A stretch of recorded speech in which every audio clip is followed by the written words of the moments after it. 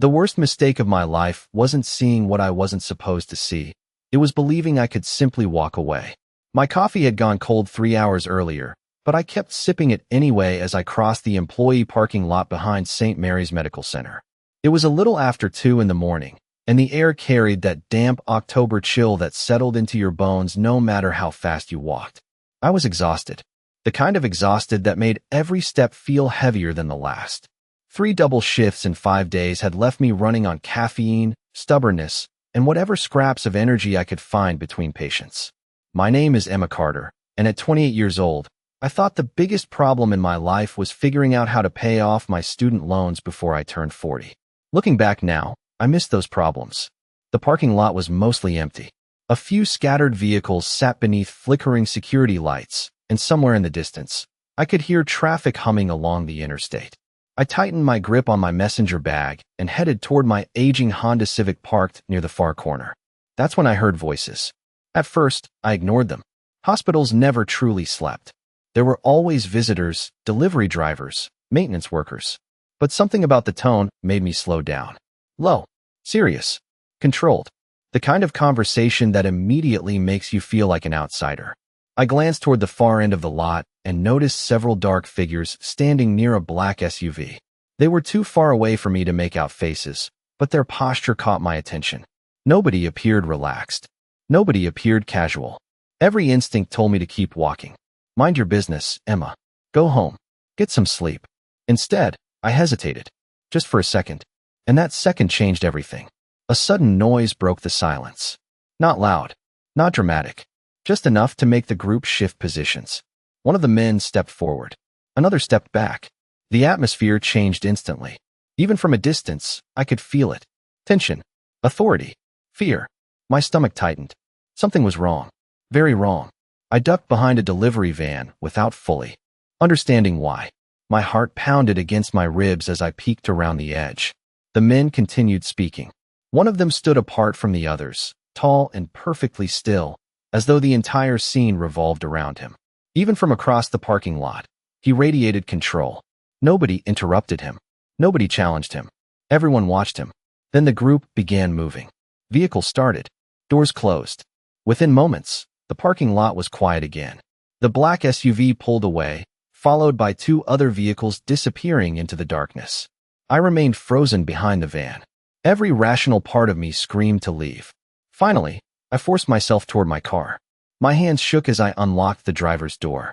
That's when I realized my phone was still in my hand. The screen was glowing. The camera app was open. Somehow, during those frantic moments, I'd accidentally taken several photographs. My pulse stopped, because in one of those images, illuminated by a parking lot light, was the face of the man standing at the center of it all. Cold gray eyes, dark tailored suit, absolute authority, and somehow, even before I knew his name, I had the terrifying feeling that if this man ever discovered I had seen him, he would never let me disappear. I did not sleep that night. I sat on the edge of my couch with every light in my apartment turned on, staring at the photographs on my phone as if they might somehow change if I looked long enough. Outside my 3rd-floor window, Boston Avenue was unusually quiet for a Thursday morning. A few cars passed. A delivery truck stopped at the corner. Life continued exactly as it always had. Mine did not. I zoomed in on the image again. The man's face remained sharp despite the distance. Dark hair, gray eyes, a calm expression that somehow felt more unsettling than anger ever could. He looked like someone completely certain of every decision he made. Someone who never had to explain himself to anyone. I should have deleted the photographs immediately. Every instinct told me that. Instead, I kept staring at them. Around 4 in the morning, I finally convinced myself I was being ridiculous. I was a speech therapist, not a character in some crime thriller. Whatever I had witnessed had nothing to do with me. Those people did not know who I was. They did not know I existed. By 6:30, I had almost believed it. I showered, changed into navy scrubs, tied my hair into a loose ponytail, and drove back to the clinic where I worked 3 days a week. The familiar routine helped. Children arriving with parents. Appointment schedules. Coffee from the break room. Ordinary problems. Safe problems. For the first few hours, everything felt normal again. Then my receptionist appeared in the doorway. "Emma, there is someone here asking for you." I looked up from a patient file. Do I have a new consultation? She hesitated. I do not think so. Something in her voice made my stomach tighten. I followed her toward the waiting area. The moment I stepped around the corner, I stopped walking. A man stood near the front window. Tall, impeccably dressed, black overcoat, expensive watch, calm posture. He was not the man from the photograph, but he belonged to the same world. I knew it instantly. He smiled politely when he saw me. Miss Carter. Every survival instinct I possessed came alive. Yes. His smile never changed. My employer would like to speak with you. The waiting room suddenly felt smaller. I think you have the wrong person. No, Miss Carter. His tone remained pleasant. We are quite certain we have the right person. My pulse began pounding. Around us, children played with toys. Parents filled out paperwork. Nobody noticed anything unusual. That somehow made it worse. I am working, I said carefully. Then perhaps after work. He reached into his coat and handed me a business card. There was no company name, no address, just a phone number embossed in silver lettering. He would appreciate a conversation. I stared at the card. When I looked back up, the man was already heading toward the exit. He paused at the door and glanced over his shoulder. For what it is worth, Miss Carter, this is not a request I would ignore. Then he walked out into the afternoon sunlight, leaving me standing there with a card in my hand and a terrible realization settling into my chest. They knew exactly who I was. That night, I made a decision that felt brave at the time and incredibly foolish later. I ignored the card. I finished my appointments, drove home, locked my apartment door, and convinced myself that if I acted normal long enough, my life would become normal again. By 11 o'clock, I was sitting on my couch in sweatpants, watching a sitcom I was not actually paying attention to. The silver card rested face down on my kitchen counter. I had not called the number. I had not looked at the photographs again. I wanted distance from all of it. I wanted the entire thing to disappear like a bad dream. Outside, rain tapped softly against the windows. Inside, the familiar hum of my refrigerator filled the silence. For the first time in almost 24 hours, I felt my shoulders beginning to relax. Then someone knocked on my door. My eyes immediately moved to the clock. 3 minutes past 3 in the morning. Nobody knocked on doors at that hour with good news. The sound came again. 3 calm knocks. Not loud, not aggressive. Somehow that made it worse. I stood frozen in the middle of my living room. Another knock followed. Slow, patient, certain. My heart began hammering against my ribs. I crossed the room quietly and looked through the peephole. The hallway was empty except for one man. The same man who had visited my clinic. Perfect posture, black overcoat, hands folded in front of him, as if he had all the time in the world. I stepped back immediately. My pulse raced. Maybe if I stayed quiet, he would leave. Another knock. Then his voice. Ms. Carter, we know you are home. I closed my eyes. Of course they did. Please open the door. I did not move. Several seconds passed. Then he spoke again. My employer would prefer this conversation remain polite. The lock suddenly felt very small. Every wall in my apartment suddenly felt thin. I swallowed hard and opened the door a few inches. What do you want? The man's expression remained calm. Mr. Moretti would like to speak with you. Hearing the name for the first time sent a chill through me. Luca Moretti. Even without context, it sounded important. Dangerous. I am not interested. That is unfortunate. His eyes met mine. Because this situation no longer concerns what either of us wants. Fear tightened in my chest. I did not do anything. We know. His answer came immediately. That is precisely the problem. Rainwater glistened on the shoulders of his coat. Somewhere downstairs, a car engine idled. Waiting. I am not going anywhere with you. For the first time, something almost resembling sympathy appeared in his eyes. Miss Carter, there are people currently looking for a woman they believe witnessed something important. My employer is the only reason they have not found you first. The hallway suddenly felt colder. What are you saying? He glanced toward the stairwell before lowering his voice. I am saying that your life changed the moment you stopped and looked across that parking lot. My throat went dry. Before I could respond, headlights swept briefly across my apartment window from the street below. The man looked toward them instantly. His expression hardened. Then he looked back at me. We are out of time. My pulse quickened. What does that mean? His answer came quietly. It means Mr. Moretti was right. Someone found you sooner than expected. The next 30 seconds passed in a blur. The man stepped away from my door and pressed a finger against an earpiece hidden beneath his collar. His entire posture changed. The calm confidence remained, but now there was urgency underneath it. Real urgency. The kind that cannot be faked. "We need to leave," he said. "Now." I should have slammed the door. I should have called the police. I should have done 100 different things. Instead, I glanced toward the window. Across the street, a dark sedan sat parked beneath a street lamp. Maybe it belonged to a neighbor. Maybe it did not. The problem was that I no longer trusted my own judgment. Every shadow suddenly felt suspicious. Every parked car looked deliberate. Every sound made my pulse jump.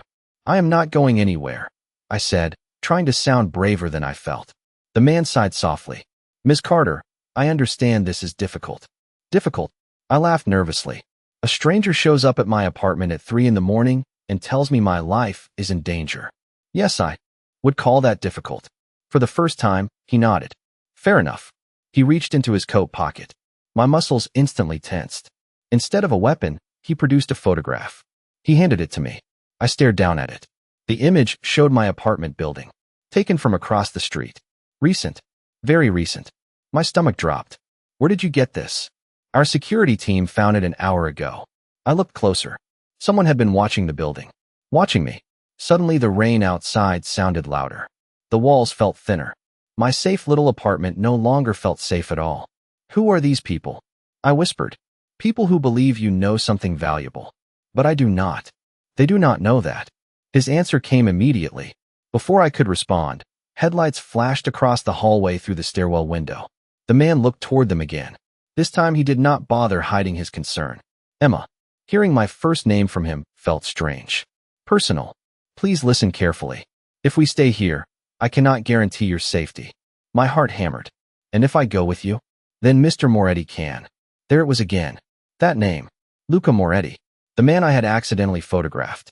The man whose face had been haunting my thoughts for 2 days. Every logical part of me screamed that following strangers into the night was insane. But another voice kept asking a different question. If these people wanted to harm me, why knock on the door at all? Why spend 2 days asking politely? Why keep warning me? Downstairs, a car door closed.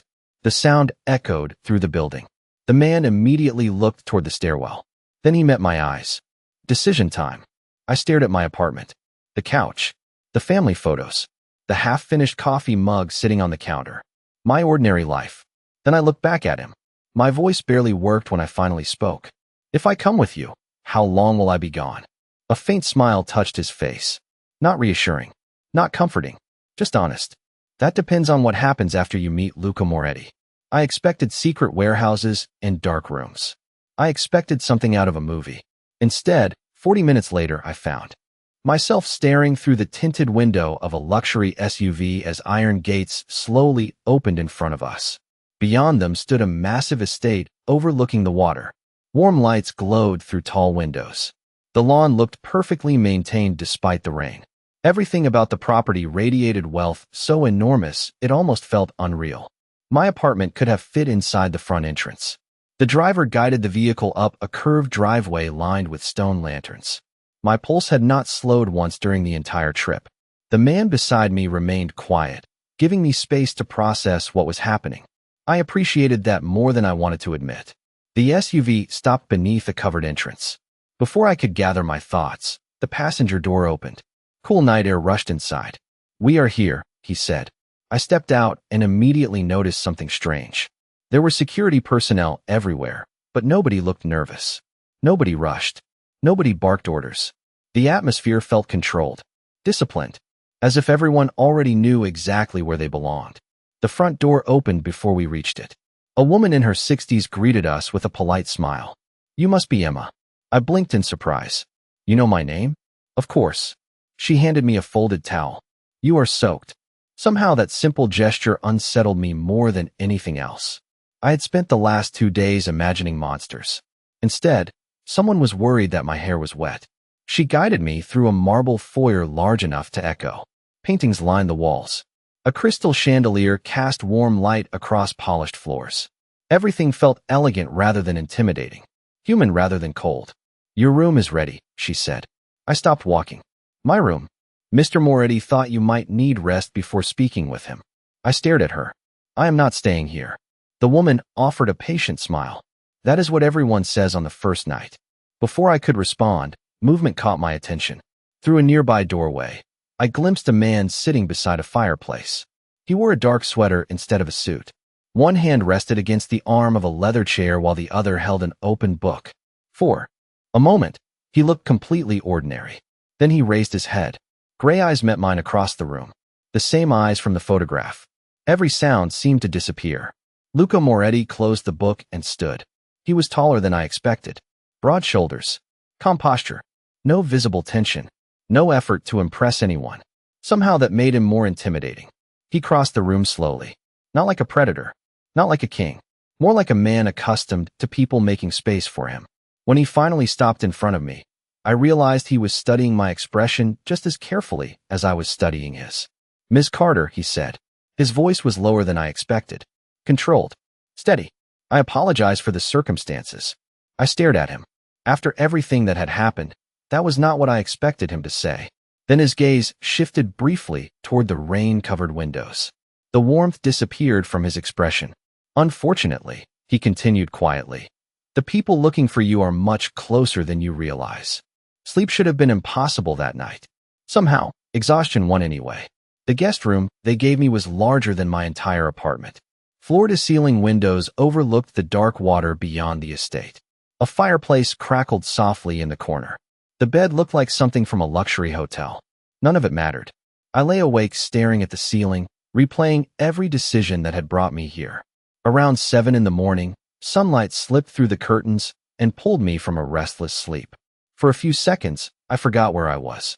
Then reality returned all at once. The estate. The photographs. Luca Moretti. The feeling of being trapped inside someone else's world. I dressed quickly and stepped into the hallway. The house was surprisingly quiet. No shouting. No rushing guards. No constant tension. Instead, I heard distant conversation and the faint sound of dishes from somewhere downstairs. Following the noise, I eventually found the kitchen. The woman who had greeted me the night before looked up from the stove and smiled. "Good morning, Emma." "Good morning," I answered cautiously. The smell of coffee filled the room. Fresh. Pastries sat on the counter. Everything felt so normal that it almost made me angry. My life had fallen apart in 48 hours. How could everyone here act like it was a regular Tuesday? "You should eat," she said gently. Before I could answer, another voice spoke from behind me. "She probably thinks the food is poisoned." I turned. Lucas stood in the doorway holding a coffee mug. His expression was calm, but there was something almost amused in his eyes. Heat rushed into my face. That thought crossed my mind. "Fair." He took a sip of coffee. "For the record, if I wanted to harm you, there would be easier ways than excellent blueberry muffins." The woman laughed. I stared at both of them. To my surprise, Luca actually looked rested. Human.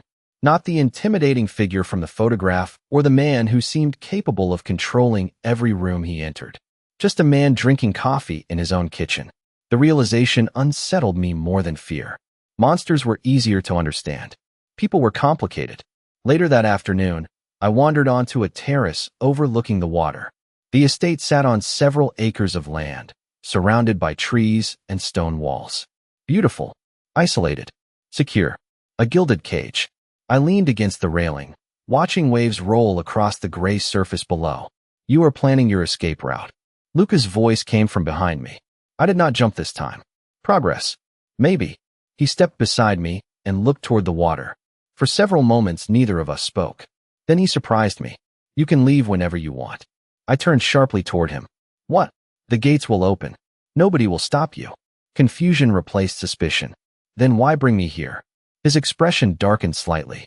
"Because leaving and surviving are not necessarily the same thing." The breeze carried the scent of salt water between us. I studied his face, searching for manipulation. I found something else. Fatigue. Concern. Maybe even guilt. "You really think I am in danger?" His eyes met mine. "Serious. Steady. Certain. Emma, I know you are." For the first time since all of this began, I believed him.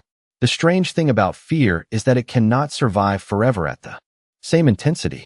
Eventually, exhaustion dulls its edges. By my 4th day at the estate, I found myself doing things that would have seemed impossible when I first arrived. I drank coffee on the terrace in the mornings. I spoke with the staff. I stopped checking every window for unfamiliar cars. The danger had not disappeared. I had simply grown tired of being afraid every second of every day.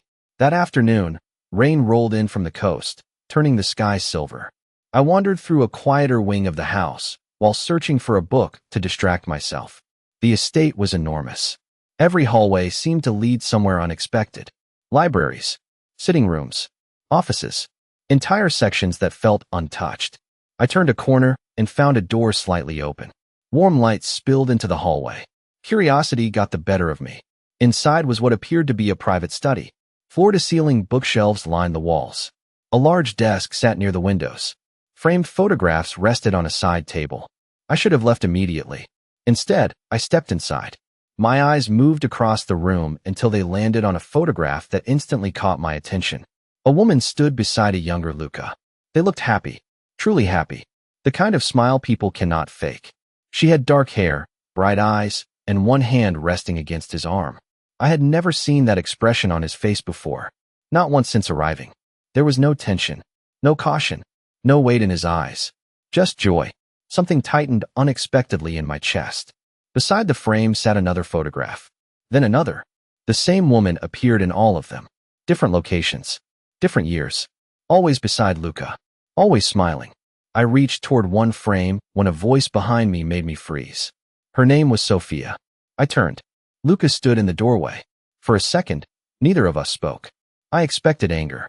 Instead, he looked tired. Not physically tired, emotionally tired. The kind that settles into a person's bones. I glanced back at the photograph. I am sorry. I was not trying to invade your privacy. He walked into the room and picked up one of the frames. His thumb brushed lightly against the edge. Most people avoid asking questions. And you? I asked softly. A faint smile appeared. I learned a long time ago that avoiding questions rarely changes the answers. Rain tapped gently against the windows. The room felt smaller somehow. More personal. More honest. What happened to her? I finally asked. Silence stretched between us. For a moment, I thought he would refuse to answer. Then he surprised me. She trusted the wrong person. His gaze remained fixed on the photograph. Someone close to her shared information they should have protected. My stomach tightened. Suddenly the connection became obvious. A witness. Information. A life changed forever. Luca looked toward the storm outside. I spent years wishing I had acted sooner. His voice was quiet now. Years wondering if one different decision could have saved someone I cared about. He set the photograph down carefully. Then his eyes met mine. There was no intimidation in them. No authority. Just honesty. That is why you are here, Emma. The room fell silent. And for the first time, I realized this had never been about controlling me. It had always been about a mistake he refused to make twice. The conversation in the study changed something between us. Not overnight. Not magically. Trust does not work that way. But the sharp edge of suspicion I had carried since arriving at the estate began to soften.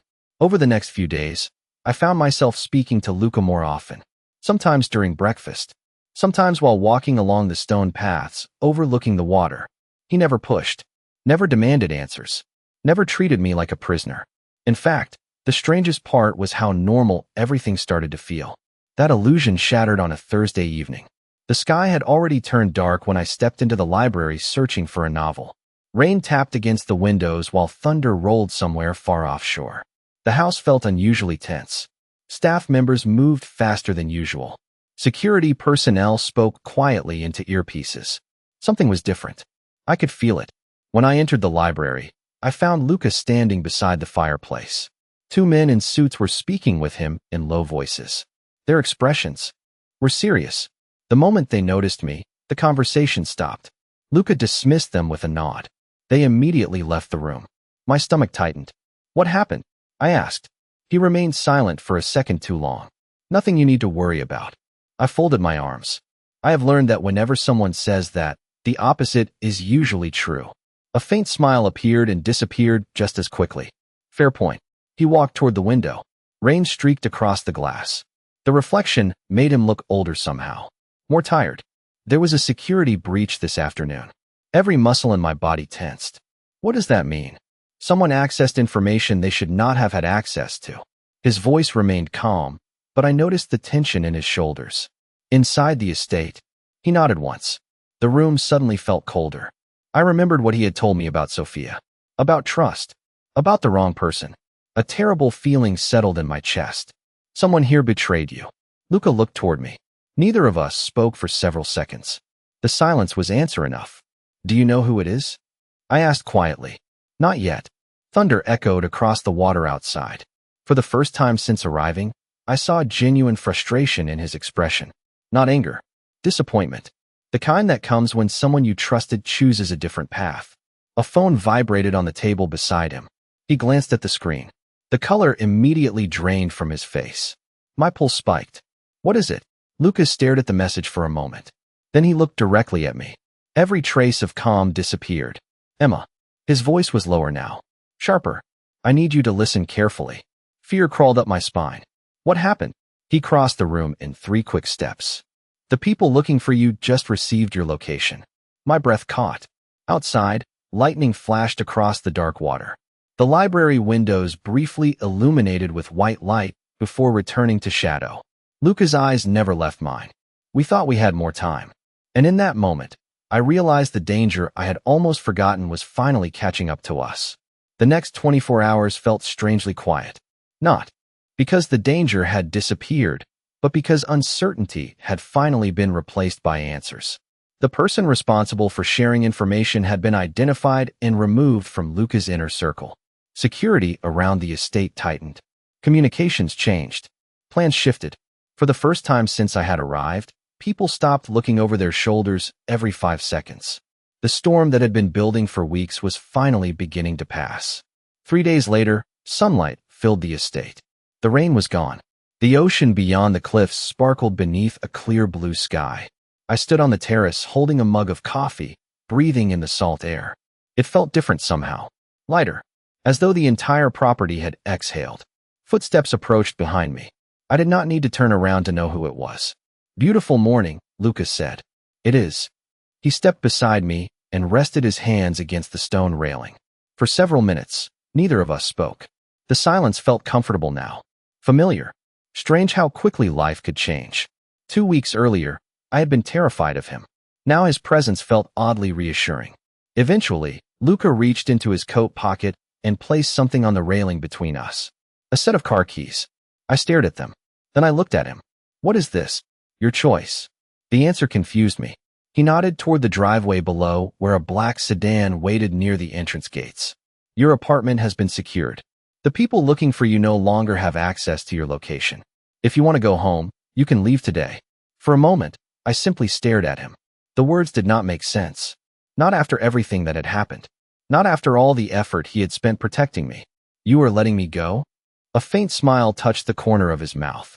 Emma, I was never trying to keep you. The ocean breeze lifted a strand of hair across my face. I looked down at the keys again. Freedom. The thing I had wanted since the night I arrived. So why did it suddenly feel complicated? Luca looked out toward the water. You do not owe me anything. His voice remained calm. Not your time. Not your loyalty. Not your future.